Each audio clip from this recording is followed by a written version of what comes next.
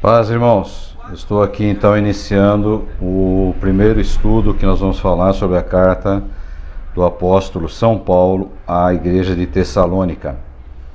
Então, a nossa proposta é estudarmos um pouquinho nessas duas cartas, aquilo que o apóstolo São Paulo quis ou passou à igreja localizada nessa região antiga aí da Macedônia.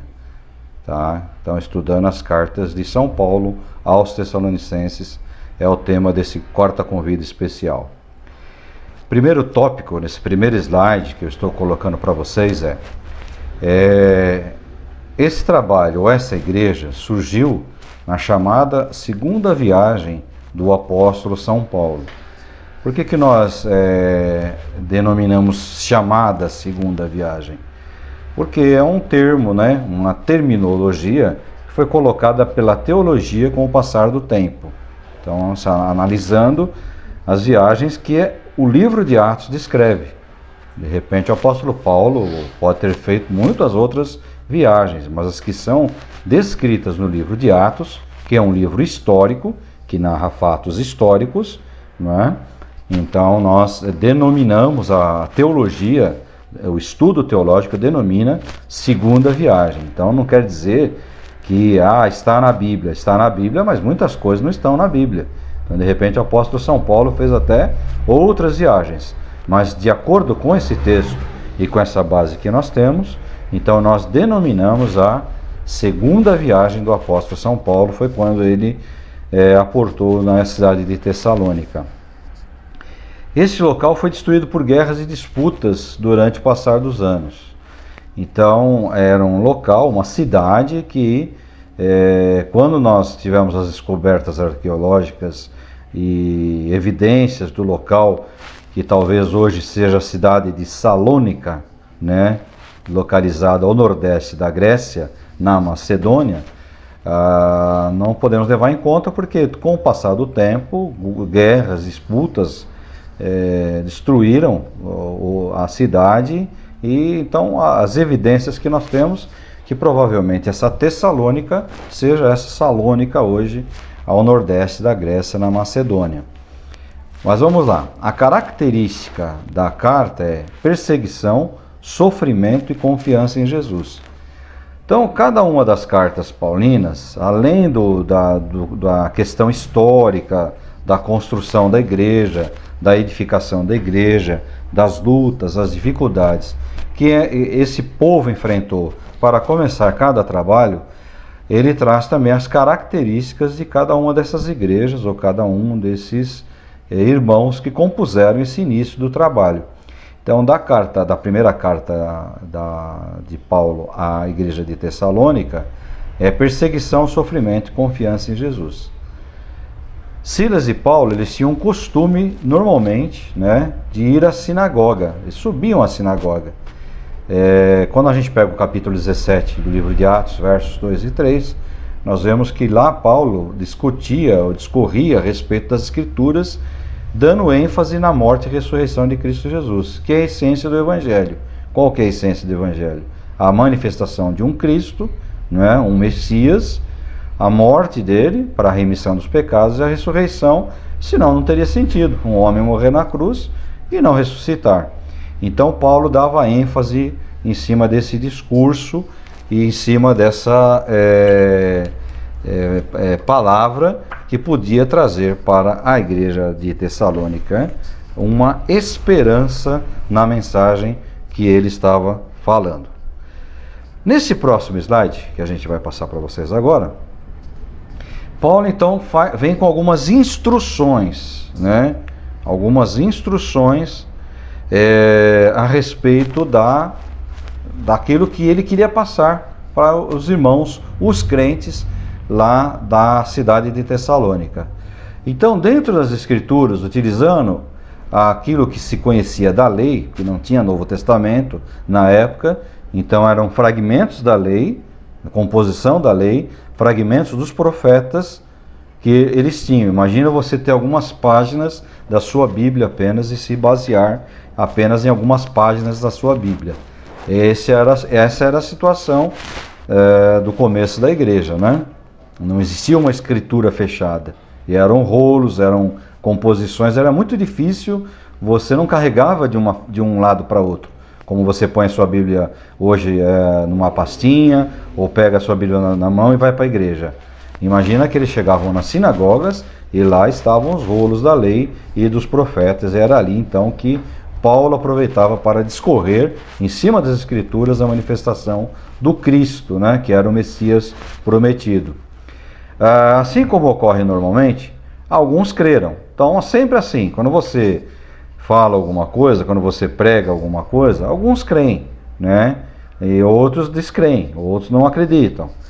Em especial aqui os judeus, eles acreditaram na mensagem de Paulo, visto que Paulo estava usando os próprios livros da lei para mostrar a aparição, a apresentação e a missão do Messias como o Cristo.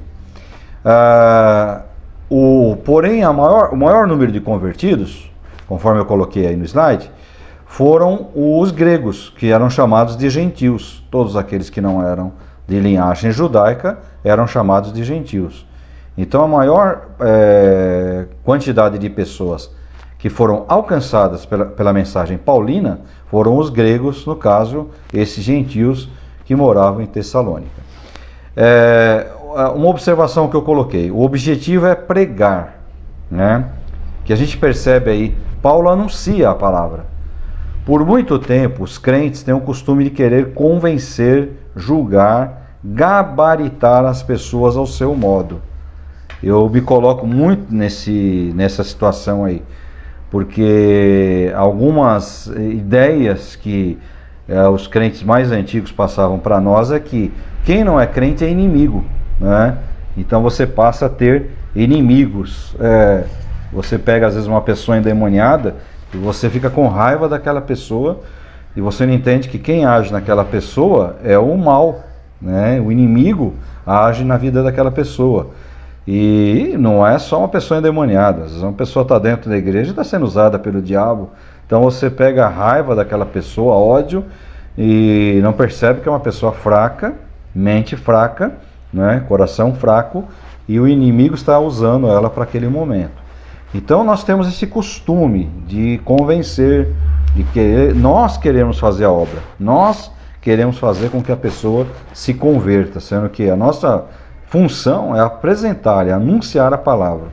Então Paulo ele vai anunciar a palavra, tá? Então nosso questionamento aqui é: nós não devemos julgar, nem devemos gabaritar as pessoas. Aquele é crente, aquele não é, porque faz isso. Isso é uma coisa que vem de Deus. A gente sabe que os frutos demonstram algumas coisas, mas a questão do julgamento não é da nossa parte, certo? Então vamos aí para o próximo slide. No caso, os judeus, né, eles deveriam ficar contentes, porque eles eram mais conhecedores das promessas do que os próprios gentios. Então, eles eram mais adeptos porque conheciam a lei, né? Os gregos, por suas vezes, tinham inclinações filosóficas e ateístas. Então, eles chegaram rapidamente à conclusão que Cristo era o Messias, e eles se tornaram mais acessíveis à palavra, isso no caso dos judeus. Então, reforçando, interessante é que a conversão dos gregos, ao invés de promover a alegria entre os judeus convertidos, despertou a inveja dos mesmos, conforme a gente falou. Tá? Em Atos 17:5, há uma narrativa a respeito disso. Infelizmente, constatamos hoje em dia a atitude semelhante aos judeus de Tessalônica, né? Eu vou dar só um exemplo para os irmãos, aí vocês vão lembrar. Alguns anos atrás, a gente tinha uma disputa entre o Manuel de Melo e o Davi Miranda, dizendo a maior igreja do mundo, o maior templo do mundo. Então havia uma disputa, era muito engraçado. Você via nos programas deles, na rádio, quando eles falavam assim: nosso é o maior templo do mundo. E o outro dizia: não, o meu é o maior templo do mundo, a maior igreja do mundo. E fizeram templos enormes que hoje viraram mausoléus, né? Quando você passa ali na Avenida do Estado, você vê aquela igreja enorme, às traças, né, abandonada, uma reunião com pouquíssimas pessoas. Da mesma forma, a igreja Brasil para Cristo ali na Pompeia, que é o templo deles enorme, está sendo usado só o hall de entrada, que está sendo usado para reunião deles nos cultos. Então estou fazendo só aqui sem desmerecer nenhum nem outro, mas só fazendo aqui uma interessante observação. Então outros dizem eu orei e aconteceu, né? Como que dizendo que a oração dele, sendo que às vezes a igreja inteira está em oração. Meu departamento é mais importante que o seu, e outras mazelas semelhantes que a gente vê, infelizmente, no seio da igreja. Então isso a gente observa lá na casa de Jason, por exemplo, que abrigou, né, hospedou o apóstolo Paulo e acabou tendo uma perseguição por parte dos judeus por esse episódio, por essa situação. Então, quando chega a inveja, ela alcança todo mundo, a família, os amigos que estão perto, acaba todo mundo sendo envolvido por essa situação desagradável. E no nosso próximo slide,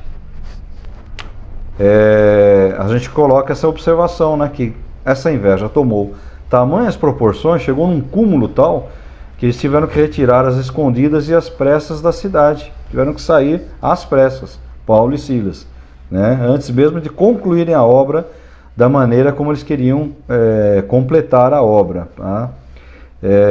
Isso está lá em Atos 17:10. Então a inveja chegou a tal ponto que eles queriam perseguir, queriam pegar Paulo e Silas, né?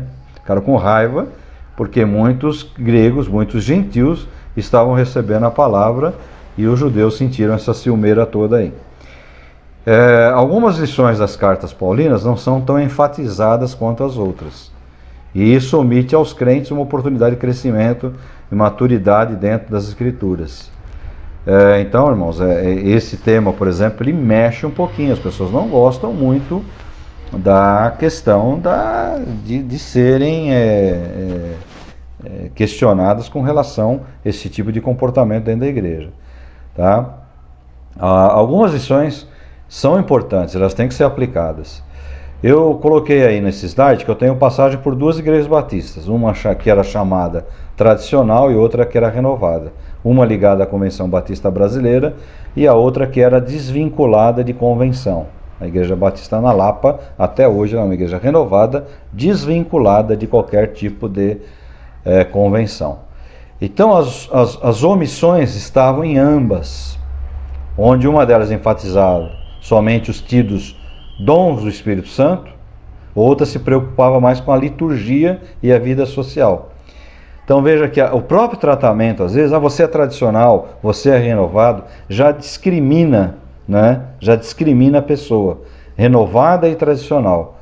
Um dos arrependimentos que eu tenho foi quando a gente estava consolidando a igreja, a gente colocou o nome de Igreja Batista Renovada.